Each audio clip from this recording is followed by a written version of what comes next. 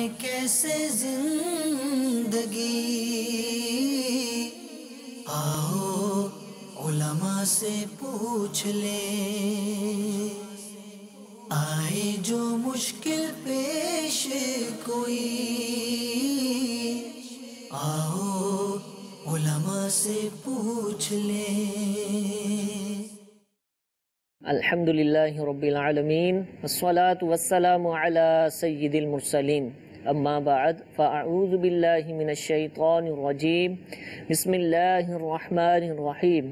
الصلاة والسلام علیک یا رسول اللہ، الصلاة والسلام علیک یا حبیب اللہ، الصلاة والسلام علیک یا نبی اللہ، وعلی آلک واصحابک یا نور اللہ۔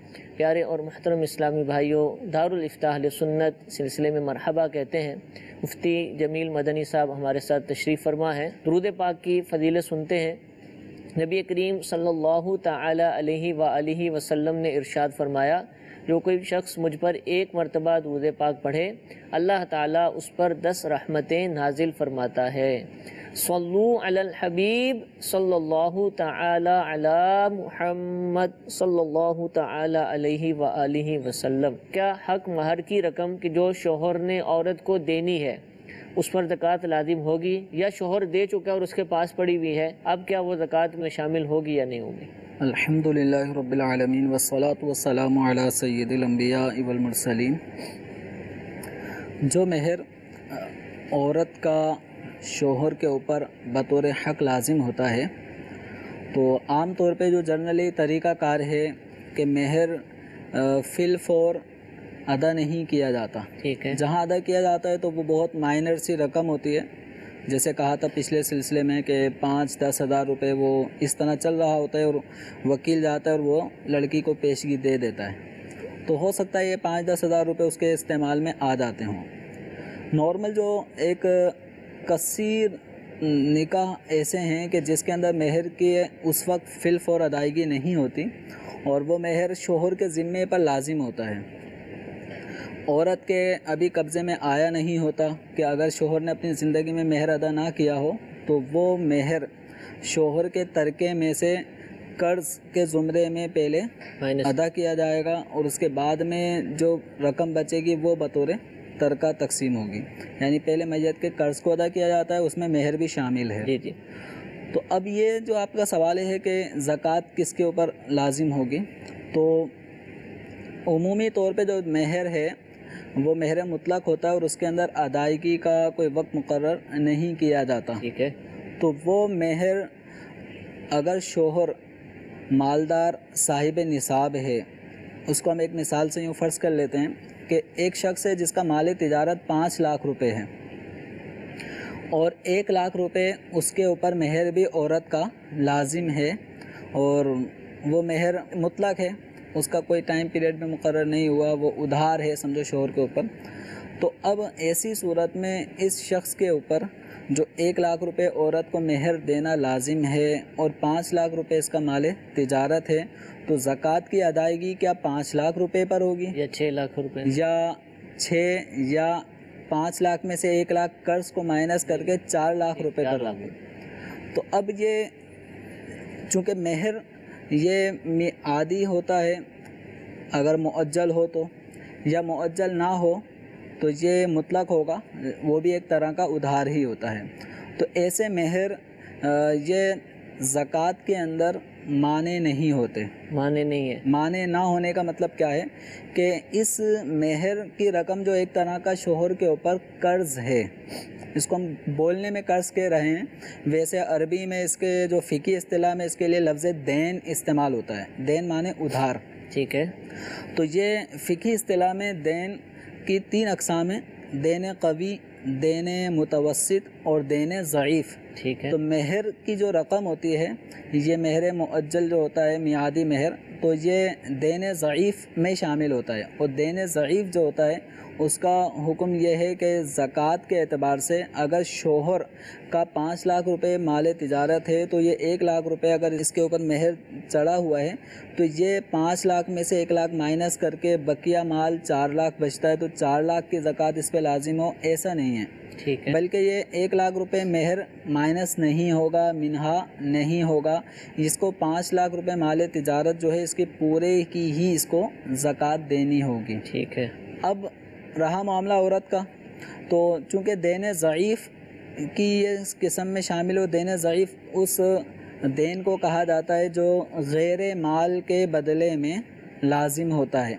تو چونکہ مہر جو لازم ہوتا ہے اس میں کوئی مال نہیں بیچا جاتا، عورت سے ایک نکاح ہوا اور عقد نکاح کے ذریعے ایک مہر شوہر کے اوپر لازم ہو جاتا ہے، ٹھیک ہے، تو یہ جو دین مہر ہے یہ دین ضعیف ہے، اور یہ جب تک عورت کی ملکیت میں نہیں آئے گا اس وقت تک گزشتہ سالوں کی عورت کے اوپر زکوٰۃ لازم نہیں ہوتی۔ ٹھیک ہے، اس کو یوں سمجھ لیں کہ اگر 1 لاکھ روپے مہر شوہر نے نکاح میں مقرر کیا تھا اور 5 سال تک اس نے مہر کی ادائیگی ہی نہیں کی، اور دیکھا جائے تو 1 لاکھ روپے اتنی رقم ہے کہ اگر کسی کے پاس 1 لاکھ روپے اس کی ملکیت میں ہو، اس کے قبضے میں ہو، تو اس کے اوپر زکوٰۃ سال بہ سال لازم ہوتی رہے گی۔ جی جی، تو اب یہ جو مہر عورت کا 5 سال کے بعد ملا ہے، تو عورت کو 5 سال کے بعد ملنے والے 1 لاکھ روپے پر گزشتہ 5 سالوں کی زکوٰۃ لازم نہیں ہے۔ جب عورت کو مہر دے دیا جائے تو اب اس مال کے اوپر زکوٰۃ کیا عورت پہ لازم ہوگی نہیں ہوگی، تو جس وقت عورت کو 1 لاکھ روپے مہر دیا گیا، ٹھیک ہے، اس سے پہلے اس کے پاس کوئی ایسا مال نہیں ہے کہ جس کے اوپر زکوٰۃ لازم ہو، یہ 1 لاکھ روپے ہی اس کو دیے گئے ہیں، تو چونکہ 1 لاکھ روپے یہ اموال زکوٰۃ میں سے ہیں، ٹھیک ہے، گزشتہ 5 سال 10 سال 20 25 سال تک بھی اگر کسی عورت کو اس کا مہر نہیں ملا تو گزشتہ سالوں کی زکوٰۃ عورت پہ لازم نہیں ہے۔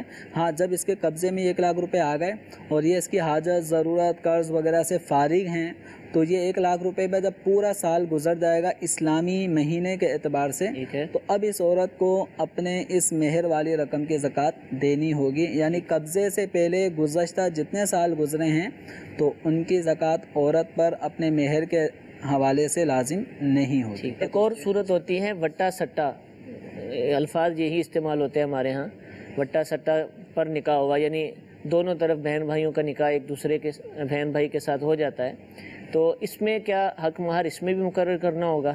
کہ اس میں بہت ساری کنفیوژنس ہیں اور حق مہر بعض دفعہ مقرر ہوتا نہیں ہے، ہوتا ہے تو بڑے مسائل ہوتے ہیں، اس میں کیا کہتی ہے شریعت؟ اس طرح بعض برادریوں میں یہ سلسلہ چل رہا ہوتا ہے کہ اگر ہم نے اپنی بیٹی آپ کے گھر میں دی ہے آپ کے بیٹے کو، تو اب آپ کے گھر کی بھی کوئی نہ کوئی لڑکی وہ اس گھر میں بھی آئے گی، اب وہ چاہے باپ کے نکاح میں آئے یا اس کے کسی لڑکی کے بھائی کے نکاح میں آئے، کوئی بھی صورت ایسی بنتی ہے تو یہ وٹا سٹا ہمارے یہاں پر اس کو کہا جاتا ہے۔ جی جی، تو وٹا سٹا جو نکاح ہے، اگر اس میں مہر باقاعدہ مقرر کیا جا رہا ہے کہ یہ یہاں کی لڑکی جو دوسرے برادری میں جا رہی ہے نکاح میں تو اس کا بھی مہر مقرر ہے، اور دوسرے خاندان کی لڑکی جب اس خاندان میں آ رہی ہے تو اس کا بھی مہر مقرر ہے، تو شرعی حوالے سے اس میں کوئی مذائقہ نہیں ہے، یوں نکاح ہو سکتے ہیں۔ البتہ ایک صورت یہ ہوتی ہے کہ بعض خاندانوں میں شاید ایسا ہو، کیونکہ کتابوں میں، دینی کتابوں میں، فقہی کتابوں میں، حتیٰ کہ احادیث مبارکہ میں بھی اس کا ذکر کیا گیا ہے، جس کو کہا جاتا ہے نکاح شغار۔ نکاح شغار، نکاح شغار کے ساتھ، تو اب یہ شغار کیا ہوتا ہے؟ شین غین الف را۔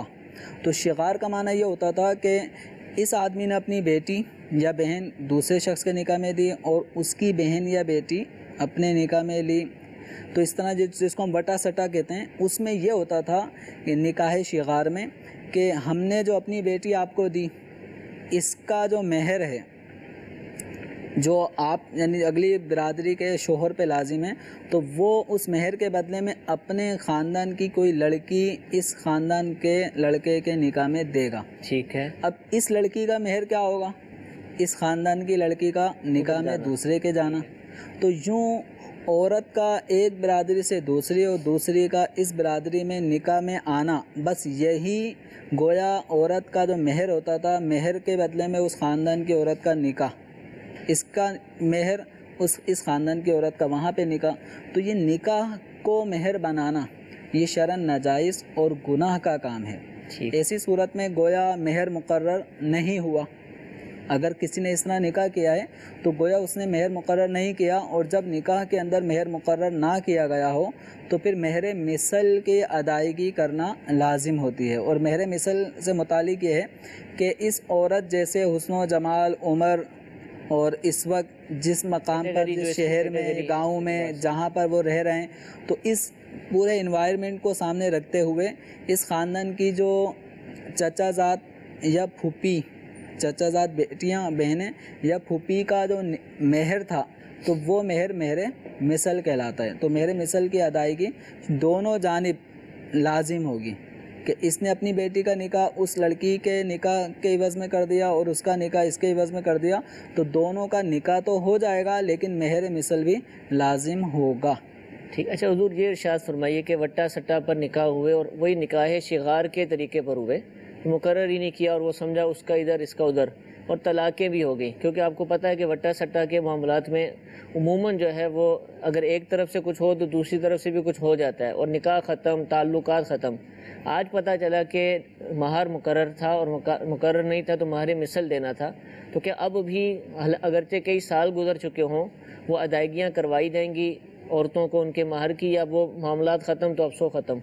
دیکھیں اس صورت میں مہر تو لازم تھا، وہ اگر مقرر نہیں کیا گیا تھا تو مہر مثل لازم وہ تھا۔ بھی نہیں دیا ان کے، تو اگر تصور میں مہر مثل بھی نہیں دیا گیا تو وہ تو دینا پڑے گا۔ ٹھیک ہے۔ اب یہ کیا جائے کہ یہ اس کے بدلے میں معاف ہو، اس کے بدلے میں معاف، تو یہ دیکھیں مہر عورت کا حق ہے۔ ٹھیک ہے۔ اگر عورت اپنا حق مہر اگر معاف نہیں کرتی تو کوئی دوسرا آدمی اس کا مہر معاف نہیں کروا سکتا۔ صحیح صحیح۔ تو اس لیے جبر کر کے عورتوں سے مہر معاف کروانا تو یہ تو اسلام میں ویسے ہی ناپسندیدہ عمل ہے۔ تو اس حوالے سے جو مہر مقرر نہیں کیا گیا تو طلاق ہونے کی صورت میں بھی وہ مہر ادا کیا جانا ضروری ہوتا ہے۔ یعنی جو آپ صورت بیان کر رہے ہیں کہ دونوں خواتین لڑکیاں رخصت ہو کے بھی چلے گئیں اور باقاعدہ میاں بیوی کے طور پہ وہ رہ بھی رہے ہیں، تو اس صورت میں جب طلاق واقع ہوگی تو طلاق واقع ہونے کی صورت میں پورا مہر ادا کرنا ضروری ہوگا۔ جو مقرر کیا گیا ہو تو وہ مقرر طے شدہ وہ مہر دینا پڑے گا، اور اگر مقرر نہیں کیا گیا، مہر کا تذکرہ ہی نہیں ہوا نکاح میں، تو مہر مثل ادا کرنا ضروری ہوگا۔ ٹھیک ہے۔ اور یہ جو میں نے عرض کیا ہے کئی جگہ ایسا ممکن ہے کہ ہوا ہو اور ہوتا بھی ہے کہ وٹا سٹا میں جب طلاقیں ہو جاتی ہیں تو پھر وہ معاملات بالکل ختم۔ تو اب اگر واقعتاً مہر مقرر نہیں تھے اور مہر مثل بھی ادا نہیں کیے تو ایسے افراد سے گزارش ہے کہ وہ مفتیان کرام سے رابطہ کریں، دارالافتاء اہل سنت سے رابطہ کریں۔ انشاءاللہ عزوجل آپ کی حتی المقدور شرعی رہنمائی کی جائے گی، اور دین پر عمل کرنے کا آپ نیت بھی کریں تو انشاءاللہ اس کی برکتیں بھی نصیب ہوں گی۔ کالز ہمارے پاس موجود ہیں، پہلی کال سلسلے میں شامل کرتے ہیں۔ جی دارالافتاء اہل سنت میں سوال ہے کہ مہر کے متعلق چونکہ موضوع ہے، تو مفتی صاحب نکاح کے دوران کیا یہ کہا جا سکتا ہے کہ ابھی نکاح کر لیں، مہر گھر جا کر طے کر لیں گے، یا مہر پہلے طے کر کے ہی باقی نکاح کو پڑھایا جائے گا؟ اس پر مدنی پھول عطا فرما دیجئے۔ اگر زوجہ مہر کو معاف کر دے یا کہیں کوئی بات نہیں آپ رکھ لیں تو اس پر بھی مدنی پھول عطا فرما دیجئے کہ کیا احتیاط ہونی چاہیے۔ اللہ عز و جل آپ کے علم و عمل میں برکتیں عطا فرمائے۔ بڑی اہم معلومات آپ نے مہر کے متعلق دی ہیں۔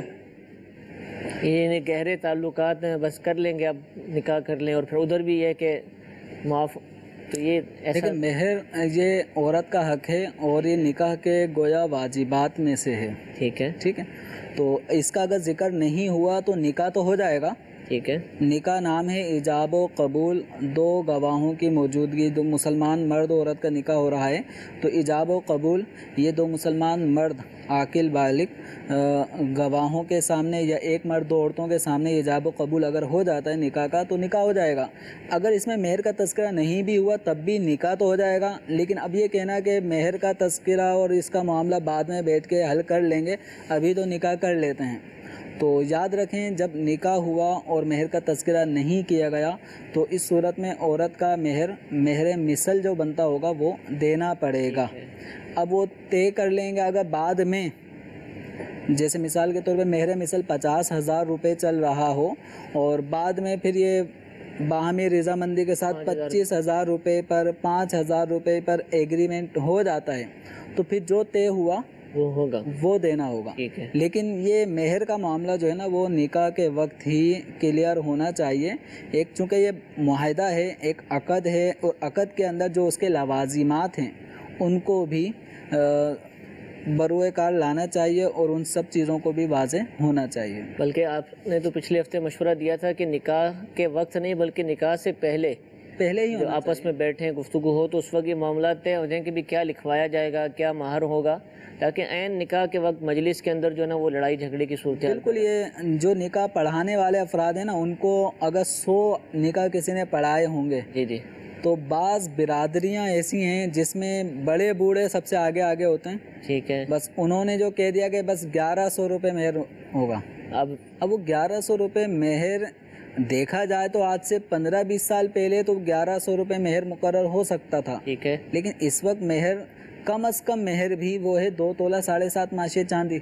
اب 2 تولے 7.5 ماشے چاندی، یہ چاچا، یہ انکل، ماموں، یہ جو بھی کہیں ان کو خطاب دیں ہم کہ یہ حضرت یہ 1100 روپے میں 2 تولہ 7.5 ماشے چاندی لے کر آتے ہیں. نہیں لا سکتے. تو جب نہیں لا سکتے تو پھر اتنا کم مہر مقرر کرنا تو شرعی مقدار سے بھی نیچے جا رہا ہو، یہ جائز نہیں ہے. تقریباً 32 گرام آپ نے بتایا تھا چاندی. 31 گرام. 31 گرام میں کچھ کم ہے تو 31 گرام چاندی یہ کم از کم مہر کی مقدار ہے. اس سے کم مہر مقرر کرنا 500 تو، اور یہ بڑے بوڑھے اسی وقت جمع ہوتے ہیں. ہمارے زمانے میں تو 32.5 روپے 8 آنے ہوتے تھے. ٹھیک ہے. اب یہ 32 روپے 8 آنے یہ اب وہ زمانہ نہیں ہے. یہ ابھی بھی ہو رہا ہے. تو یہ ابھی بھی یہ 32 روپے 8 آنے اگرچہ مقرر نہیں ہو رہے لیکن یہ کہے جاتے ہیں موقع پر آیا تھا کہ 32 روپے 8 آنے شرعی مہر ہے. ٹھیک ہے. اب 32 روپے 8 آنے یہ کس اعتبار سے شرعی مہر ہے؟ شریعت مطہرہ نے جو مقدار بیان فرما دی. اب ہو سکتا ہے کہ 2 تولہ 7.5 ماشے چاندی کسی زمانے میں 32 روپے 8 آنے میں آتی ہوگی تو کم از کم مہر وہ تھا. لیکن اب چونکہ مہنگائی ہے تو مہر کی جو لمٹ چاندی کی مقدار کے اعتبار سے تقریباً 31 گرام بنتی ہے. اس کی قیمت اب ظاہر بات ہے اوپر جا ہی رہی ہے تو جتنی اوپر جا رہی ہو کم از کم اتنا تو مہر مقرر کرنا ضروری ہے. ٹھیک ہے. اب ان کا سائل محترم کا ایک سوال کا جز یہ بھی تھا کہ اگر عورت اپنا مہر خوشی سے شوہر کو دینا چاہے، معاف کرنا چاہے تو بالکل یہ عورت کے لیے جائز ہے اس پہ کہ وہ اپنا مہر شوہر پہ معاف کر دے، یعنی لے ہی نہیں اور کہہ دے کہ میں نے اپنا جو مہر آپ کے اوپر لازم تھا وہ میں نے معاف کر دیا تو معاف ہو جائے گا. آدھا معاف کیا آدھا معاف ہو جائے گا. جتنا وہ معاف کرے گی اتنا معاف ہو جائے گا. اور جو معاف ہو گیا یہ بھی ذہن میں رکھ لیں کہ بسا اوقات جب اچھے دن چل رہے تھے، میاں بیوی میں کوئی لڑائی جھگڑا نہیں تھا تو اس وقت تو محبت میں اس نے جذبہ اور دکھاتے ہوئے کہا کہ بھائی میں نے یہ 50,000 روپے مہر معاف کیے. لیکن خدا نہ خواستہ طلاق تک نوبت پہنچ گئی تو اب یہ دعویٰ نہ کرے کہ مجھے میرا مہر چاہیے. ٹھیک ہے. کہ جو چیز معاف کر دی اب وہ ساکت ہو جاتی ہے. اس میں گواہ بنانے کی حاجت تو نہیں ہے. اس پہ گواہ بنا لینا بہتر ہے. ٹھیک ہے. تاکہ جھگڑے کی نوعیت نہ ہو. ٹھیک ہے. تو گواہ بنا لینا یوں بہتر ہے کہ اگر عورت بعد میں کہے کہ میں نے معاف نہیں کیا تھا اور شوہر کہے کہ اس نے معاف کر دیا تھا تو پھر یہ جھگڑا آپس میں ہوگا. اب گواہ بھی شوہر کے گھر کی طرف سے ہو تو عورت کہے گی میں تو ان کو مانتی نہیں. جب لڑائی ہوتی ہے نا تو پھر وہ ایسے کیسز کے لیے بھی دارالفتہ اہل سنت کی خدمات لی جا سکتی ہیں. وہاں پہ آ کے یہ سارے مسائل حل ہو جائیں گے. تو میں عرض یہ کرنا چاہ رہا تھا کہ جو عورت مہر معاف کر دے تو معاف کرنے سے وہ معاف ہو گیا. ٹھیک ہے. جب معاف ہو گیا تو اب عورت مطالبہ نہیں کر سکتی. فقہ اور اسلامی قانون یہ ہے الساقط لا يعود، کہ جو چیز ساکت ہو جاتی ہے، جو حق ساکت کر دیا گیا تو وہ دوبارہ پلٹ کے نہیں. جیسے کسی نے کہا میں نے اپنا قرض آپ کو معاف کیا تو وہ معاف ہو گیا. بس تو جس نے اپنا قرض مقروض کو معاف کر دیا تو وہ معاف ہو گیا. اب مقروض کے یہ پیچھے نہیں پڑے گا 1 سال بعد کہ یار وہ مجھے میرا قرض واپس دو. ٹھیک ہے. تو وہ معاف ہو چکا. تو جو چیز معاف ہو جاتی ہے وہ دوبارہ لازم نہیں رہتی. تو اس حوالے سے جب بھی مہر معاف کریں تو یہ عورت کا حق ہے. تو سوچ سمجھ کے معاف کریں، اور جو چیز معاف کر رہی ہیں تو پھر دوبارہ اس کو لینا ہی نہیں ہے، یہ بھی ذہن ہونا چاہیے۔ اور اس حوالے سے آدمی اور شوہر حضرات ان کی خدمت میں بھی عرض یہ ہے کہ مہر معافی کی مہم نہ چلایا کریں کہ عورت کو اس طرح بہلانا پھسلانا کہ یہ مہر معاف کرے اور مہر معافی کا پورا ایک جال بچھا دینا، شاپنگ کرتے رہنا، تو یہ اس طرح کرنا یہ مناسب نہیں ہے۔ ٹھیک ہے۔ ہاں، آپ عورت کو مہر کی رقم دے دیں۔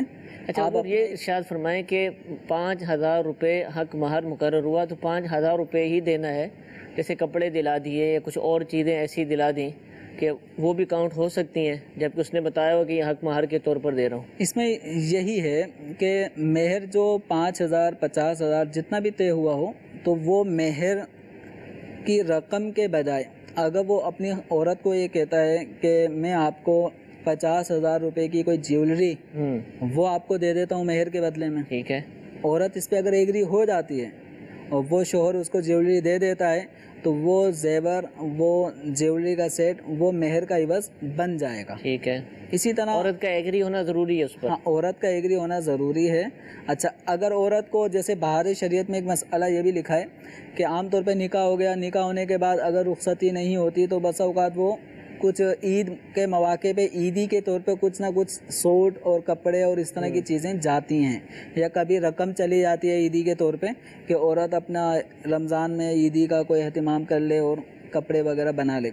تو بہار شریعت میں لکھا ہے کہ شوہر نے اس کو رقم دے دی، رقم دینے کے بعد اب وہ کہتا ہے کہ یہ تو میں نے مہر دیا تھا، یہ تو میں نے مہر دیا تھا، تو اب یہاں پہ شوہر کی بات نہیں مانی جائے گی، ٹھیک ہے، کیونکہ عرف یہ ہے کہ عید وغیرہ کے مواقع پہ اگرچہ رخصتی نہ ہوئی ہو تب بھی شوہر کی طرف سے کچھ نہ کچھ چیز جا رہی ہوتی ہیں، اور وہ عام طور پہ گفٹ ہوتی ہیں، ٹھیک ہے، تحفہ ہوتی ہیں، جس کو ہم عیدی کے نام پر بھی اور یا مختلف قسم کے رسموں کے اعتبار سے نام دیتے ہیں، اس کو کوئی مہر تصور نہیں کرتا۔ ٹھیک ہے۔ ہاں، اگر شوہر عیدی میں 10,000 روپے دے رہا ہے تو ساتھ ہی ساتھ اس بات کی صراحت کرتا ہے ٹھیک ہے، حق مہر ہے، اس سے اپنے کپڑے بھی خرید لو، اس کے ذریعے سے آپ خریداری کر لیجئے گا۔ لیکن تو پھر ایک الگ بات ہے، عورت اگر اس کو قبول کرتی ہے بطور مہر، ٹھیک ہے، تو وہ مہر اگر 10,000 ہی تھا تو وہ کل ادا ہو گیا، اور اگر 50,000 تھا تو اب 40,000 رہ گیا، 10,000 روپے ادا ہو گیا۔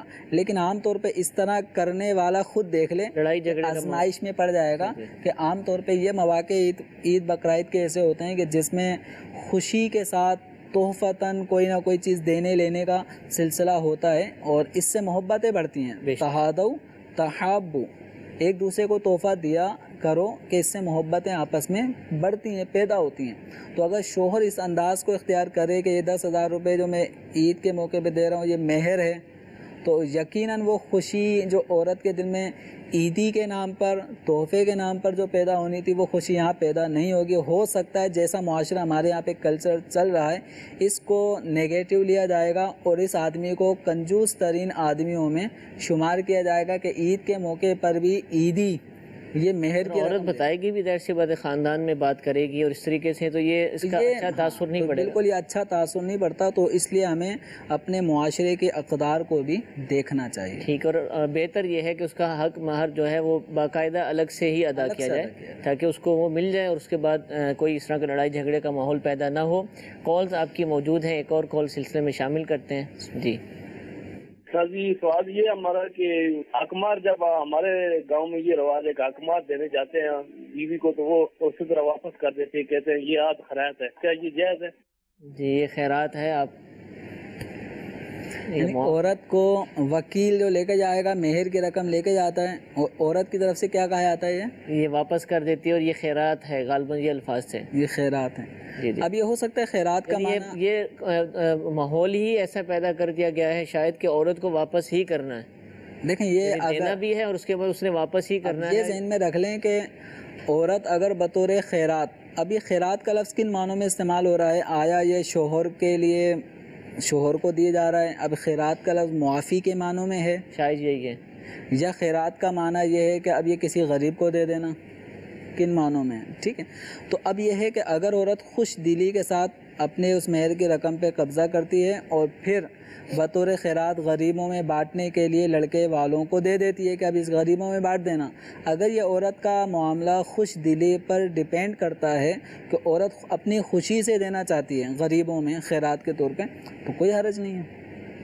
اسی طرح اگر وہ رقم پہ قبضہ کر لیتی ہے مہر کی اور اس کے بعد وہ اپنے شوہر کو پیش کر دیتی ہے، پہنچا دیتی ہے، اب اس کے لیے لفظ خیرات استعمال ہو رہا ہے یا جو بھی لفظ استعمال ہوتا ہوگا اس برادری میں، تو اگر وہ خوشی سے کر رہی ہے تو اس میں کوئی حرج نہیں ہے۔ فَإِن طِبْنَ لَكُمْ عَنْ شَيْءٍ مِّنْهُ نَفْسًا فَكُلُوهُ هَنِيئًا مَرِيئًا، قرآن پاک کی نص موجود ہے کہ اگر عورتیں اپنی خوشی سے اپنا مہر تمہارے لیے چھوڑ دیں، تمہیں دیں، تو تم خوشی خوشی اس کو استعمال میں لا سکتے ہو، تو یہ تو اپنی جگہ ٹھیک۔ لیکن اگر وہاں رسم رواج ایسا بن چکا ہو کہ عورت کو مہر دیا گیا اور اس نے قبضہ کر لیا، اب وہ بیچاری اپنے اس مہر کو اپنے پاس رکھ نہیں سکتی، وہ واپسی شوہر کے بعد دینا ہی پڑے گا، اس کو نہیں دے گی تو اس کی ناک کٹ جائے گی، لڑکی کے باپ کی ناک کٹ جائے گی، تمہاری بیٹی نے مہر رکھ لیا۔ اگر ایسا کوئی معاملہ ہے کہ جس میں عورت یعنی اپنی عزت، اپنے باپ کی عزت کے پیش نظر وہ مہر کی رقم اس کو واپس دینا ہی پڑے گی، تو پھر یاد رکھیں کہ یہ خوشی سے دینا نہیں ہوا، ٹھیک ہے۔ جب خوشی سے دینا نہیں ہوا تو حدیث مبارکہ میں تم میں سے کوئی اپنے بھائی کی لاٹھی بھی اس کی خوشی کے بغیر نہ لے، صحیح، اس کی رضا کے بغیر، اس کی چھوٹی سی معمولی چیزیں، لاٹھی، عصا، رسی اور اس طرح کی چھوٹی موٹی چیز بھی اس کی رضا مندی کے بغیر نہ لے۔ تو مہر جیسی ایک ویلیویبل چیز اس کو اس کی رضا مندی کے بغیر بس کو ماحول ایسا بنا دینا کہ نہیں دیں گے، لڑکی نے نہیں دیا تو اس کے باپ کو ذلیل کیا جائے گا یا اس کو ذلیل کیا جائے گا یا اس کو تانے دیے جاتے رہیں گے زندگی بھر، تو یہ شرعاً جائز نہیں ہے۔ اس طرح جب خوشی سے وہ معاف نہیں کر رہی تو شوہر کے لیے اس کو مہر کو لینا بھی جائز نہیں ہوگا۔ تو اب یہ وہاں پہ کیا سلسلہ ہے، تو ہم نے اس مسئلے کی دونوں صورتیں بیان کر دی ہیں۔ ٹھیک ہے جی، ایک اور کال چلائیے۔ میرا نام احمد رضا عطاری ہے اور میں ملتان سے بات کر رہا ہوں۔ دارالفتہ میں میرا مفتی صاحب سے یہ سوال ہے، کیا وتر کی نماز تراویح سے پہلے پڑھ سکتے ہیں؟ اور دوسرا سوال یہ ہے، کیا زکوٰۃ کے پیسوں سے شربت بنا کر مسجد میں بانٹ دینے سے کیا زکوٰۃ ادا ہو جائے؟ جی حضور، وتر کی نماز تراویح، وتر کی جو نماز ہے یہ تراویح سے پہلے بھی پڑھی جا سکتی ہے، ٹھیک ہے، یعنی عشاء کے فرض پڑھے، سنت پڑھے، پھر وتر پڑھ لی، بعد میں تراویح پڑھ رہے ہیں، لیکن بہتر یہ ہے کہ تراویح کو پہلے پڑھا جائے اور وتر اس کے بعد میں پڑھے جائیں۔ زکوٰۃ کی رقم سے یوں سبیل لگا لینا اور شربت بنا لینا اور اس کے بعد شربت تقسیم کر دینا، تو دیکھیں جب آپ شربت تقسیم کریں گے تو آپ یہ بتائیں کہ اس میں امیر غریب سارے ہی پی رہے ہوں گے، اور جب پی رہے ہوں گے تو عام طور پہ ان کو مالک نہیں بنایا جاتا، وہ مباح ہوتا ہے اور جو آئے اور پی لے، تو اس طرح زکوٰۃ کی ادائیگی نہیں ہوگی۔ ٹھیک ہے، زکوٰۃ کی ادائیگی کے لیے فقیر شرعی جو مستحق زکوٰۃ ہے اس کو مالک بنانا ضروری ہے۔ ٹھیک ہے جی۔ حضور، مہر سے متعلق یہ سوال ہے کہ بسا اوقات ایسا ہوتا ہے کہ نکاح ہو جاتا ہے اور رخصتی نہیں ہوتی، اور آج کل تو بہت زیادہ ہو گیا کہ نکاح ہو گیا اور اب لڑکا لڑکی کے آپس میں فون پر گفتگو جاری ہو جاتی ہے، سال 1.5 سال 2 سال، اب اسی دوران ان کے آپس میں گفتگو ظاہر سے جب ہوتی ہے تو تعلقات خراب ہو جاتے ہیں اور طلاق تک نوبت آ جاتی ہے، یا اس کے علاوہ بھی اگر کسی بھی وجہ سے طلاق ہوگی، رخصتی نہیں ہوئی تھی، اب مہر کا کیا کیا جائے گا؟ مہر کی ادائیگی ہوگی نہیں ہوگی، کتنی ہوگی، یہ ارشاد فرمائیے۔ اور یہ فون والا جو معاملہ ہے اس پر بھی آپ تھوڑی سی روشنی ڈالیے، اس کا کیا بہتر ہے؟ لوگ سوال یہ کرتے ہیں کہ نکاح تو ہو گیا، رخصتی کتنے عرصے میں کر دینی چاہیے، کیا رخصتی اور نکاح میں گیپ کر سکتے ہیں؟ تو دیکھیں شرعی حوالے سے تو اس میں کوئی مذائقہ نہیں ہے، ٹھیک ہے، کہ نکاح 3 سال پہلے ہو اور رخصتی اب ہو رہی ہو، 6 سال پہلے نکاح ہو رخصتی اب ہو رہی ہو، تو اس میں مذائقہ نہیں ہے شرعی حوالے سے۔ ٹھیک ہے، لیکن ہمارے معاشرے میں اب جو ایک انداز اپنایا جا چکا ہے کہ ہر آدمی کے پاس موبائل ہے، فون ہے اور انٹرنیٹ کی بھرمار ہے، سوشل میڈیا، واٹس ایپ، سب، اور یوں سمجھ لیں کہ انٹرنیٹ شاید پاکستان میں دیگر ممالک کے مقابلے میں کافی سستا ہے، جی لگتا ہے سننے میں ہے، اور بمقابلہ انڈیا کے ہندوستان کے پاکستان میں نیٹ انتہائی درجے سستا ہے. ٹھیک ہے. تو اب جب یہاں پہ نیٹ بھی سستا ہے، فری کالز ہیں، سب کچھ ہے، اب یہ لڑکا لڑکی نکاح کے بعد بات چیت شروع کرتے ہیں. اکثر ایسا دیکھنے کو مل رہا ہے، دارالفتہ میں ایسے کیسز بھی آ رہے ہیں کہ ابھی نکاح 1 مہینے پہلے ہوا، طلاق ہو گئی. دارالفتہ اہل سنت فیض مدینہ کا ایک آپ کو میں کیس عرض کرتا ہوں. ہفتے والے دن نکاح ہوا، پیر والے دن سائل ہمارے پاس آیا ہوا ہے. کیا ہوا کہ بس میں نے وہ فون کر کے بس گرما گرمی ہو گئی کسی بھی وجہ سے. ہفتے کو نکاح اور پیر کو پہنچ چکا ہے. اوہو. ابھی رخصتی میں کچھ مہینے باقی ہوں گے. ٹھیک ہے. لیکن یہ 2-3 دن کے اندر اندر ہی بس فون پہ کیا ہوا کیا نہیں ہوا، وہ شوہر اس کو طلاق دے چکا ہے. اوہو. تو یہ ہمارے ہاں پہ معاشرے میں بہت زیادہ ہے. اب اس طرح فون میاں بیوی کا نکاح کے بعد بات چیت کرنا بلا شبہ جائز ہے. ٹھیک ہے. لیکن ہر چیز ایک لمٹ میں رہے تو اس سے فائدہ ہوتا ہے. اعتدال، صراط مستقیم جو ہے نا، اعتدالی رستہ، تو یہ فائدے سے خالی نہیں ہے، اس پہ فائدہ ہوتا ہے. اگر ہم ہر چیز میں تجاوز کریں گے، حد سے آگے نکلنے کی کوشش کریں گے، تو ہوتا یہ ہے کہ اکثر طلاقیں پڑنے کی وجہ یہ فون بھی بن رہا ہے. جی جی. حتیٰ کہ میں اپنے ایک ایسے عزیز دوست کو بھی جانتا ہوں، تو ان کا نکاح ہو گیا، ابھی رخصتی نہیں ہوئی تھی. اب ادھر خاتون کا فون آتا، ادھر پڑھا رہے ہیں وہ. اچھا. کال کاٹ دی، اس کے بعد پھر کال آ رہی ہے، پھر میسیج، یہ ڈسٹرب ہو گئے. ٹھیک ہے. یہاں تک کہ پھر اب فون پہ بھی سلسلے ہو رہے تھے، لیکن چونکہ رخصتی میں بھی گیپ تھا اور یہ فون پہ بات چیت کر کے وہ حجاب ختم ہو گیا، وہ ایک دوسرے کا احساس ختم ہو گیا، عزت نفس کا خیال وہ ختم ہو گیا. بالآخر ہوا یہ 6 مہینے بعد طلاق ہو گئی. تو اب کون کس کنڈیشن میں ہے، کون پریشان ہے، ادھر سے فون آ رہا ہے، فون اٹھ نہیں رہا تو غصہ جھگڑا، عورت برتن دھو رہی ہے، آدمی کال کر رہا ہے، موبائل چارج پہ چارجنگ ختم، ادھر سے آدمی کال کر رہا ہے، فون نہیں اٹھ رہا.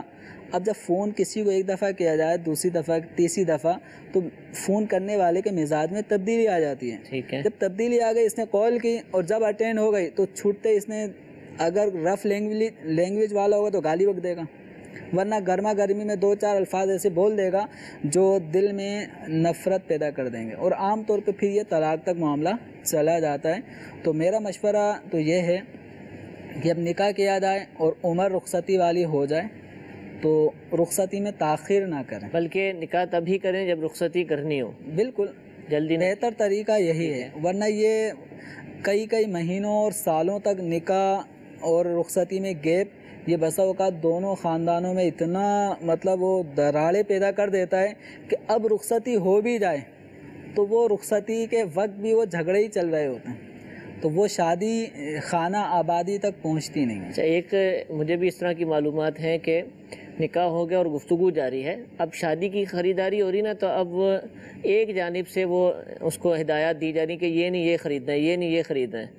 اب دوسرے گھر والے کے جن کو وہ ہدایات مل رہی تھیں اس فریق کی طرف سے، تو وہ ناراض ہو گئے، یار یہ کیا ہوا کہ ہم اپنی مرضی سے خریداری کریں گے ان کی مرضی سے، تو اس پر بھی لڑائی جھگڑے اور نکاح تک طلاق تک نوبت آ یہ گئی. معاملہ ہے، اس کو تھوڑا سا ہمارے جو گھر کے بڑے افراد ہیں نا، ان کو ہینڈل کرنا چاہیے کہ زیادہ خرابیاں لڑکے لڑکی کو نکاح ہونے کے بعد رخصتی ہونے سے پہلے.